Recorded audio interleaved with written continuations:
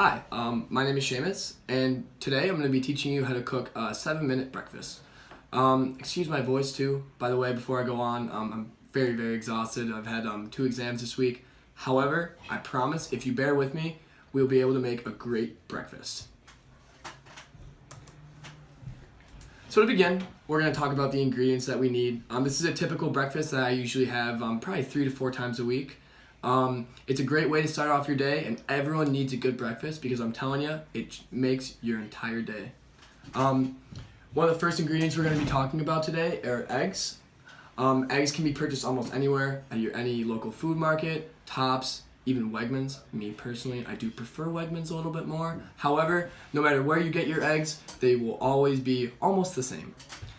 Serving size wise, I would say for eggs, 2 to 3. We're going to be cooking them a certain way today, so they do take up a lot of space on your plate. So I think 2 is plenty, and maybe even 3 if you're really feeling it. Me, myself, this morning, I did have 4 eggs. Don't tell anybody. As well, to cook the eggs in, we're going to be using butter or cooking oil. I think butter and cooking oil is very important to keep the eggs from not sticking to the pan. And especially when we're flipping the eggs, we don't want to compromise the liquid yolk of the over easy egg. So I think that cooking oil or butter is very important. So always definitely grease your pans. As well, another side we're going to have today is bread. Bread, of course, we're going to make toasts. I would presume that you probably would have known that already, but just to inform you. And as well, bread is any of your choice. I personally am a rye guy myself. However, you can eat anything from white, wheat, or even pumpernickel. And to finish off, we're going to have a nice tall glass of orange juice, apple juice, water, or even coffee. The materials that are required for us to cook today, that we're going to be using during this 7-minute cooking is the first thing is frying pans. Frying pans can be found almost anywhere in your kitchen. I know my mother has too many frying pans, so they typically tend to fall out of her closet pretty often. So frying pans aren't necessarily hard to find, and they're a great instrument in cooking almost anything, but we're going to be cooking eggs and bacon in them today. As well, spatula and tongs. The spatula specifically is going to be used for cooking the eggs, flipping the eggs when they're ready to not solidify the yolk, but to solidify the other egg white on the other side. As well, and the tongs will be used to manipulate the bacon and keep our hands away from the hot grease that usually drips off from bacon while it's cooking. As well, we're going to need a heating source, so any heating source such as an oven is okay, stovetop is perfect. As well, you're going to need a toaster. There's a push toaster as well as a rack toaster, which are pretty common in a lot of homes, but they're pretty accessible, and as well, they're very easy to use.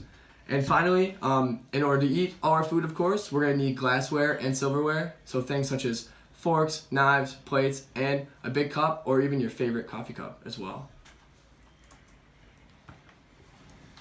Just a little bit of safety before we move on, because I think that cooking safely is the best way to accomplish a great meal and keep yourself safe along the way.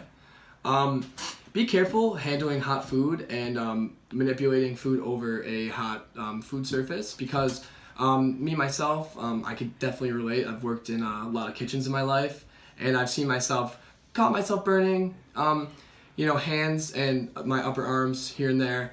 But as long as you are manipulating your food safely and knowing how hot your food is, etc., you should be more than okay.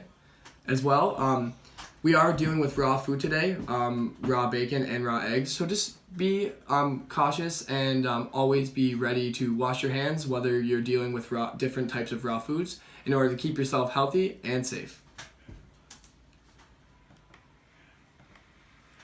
Alright, we're going to begin with the eggs over easy. I didn't say this in what we need, but definitely a pinch of salt or pepper while making these eggs makes the cake, I promise. So the first thing we're going to do is we're going to turn on the heating element, and we're going to place our cooking oil or butter in there. And like I said earlier, the butter or oil is going to help with the eggs not sticking to the pan.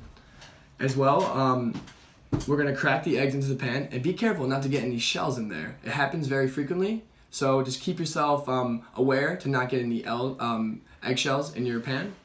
And wait for the egg white to become white. And once the egg white cooks and it becomes white, you're able to flip it to the other side, both solidifying the other egg white and keeping your egg yolk liquid and ready. As well, talking about bacon too. Bacon's very simple, very easy. Just be careful of the grease that usually leaks off it. You're gonna turn on the heating element and place the bacon in the pan. The best part about bacon is that you don't even need cooking oil because it honestly cooks in its own fat. You're gonna place the bacon into the pan, and you can cook it thoroughly. I would say 4 to 6 minutes for a chewiness, but anything after that, 7 to 8 minutes, will give you a nice crispy bacon. As well, we're gonna move on to toast, which is probably one of the easiest things we're gonna be cooking today. So we're gonna place the toast in the toaster and allow for it to toast as long as you like. Myself, I do like a light toast on almost any type of my breads, but for toast specifically, I really like a light toast. So a light toast will consist of probably 2 to 5 minutes of cooking, and as well, a heavy toast will probably be around 5 to 7 minutes. And the best part about cooking this breakfast is that you can do it all together. So while your eggs are cooking and your bacon, you can throw your toast in almost halfway through. And I think honestly, you will have all your food done at the exact same time that you need.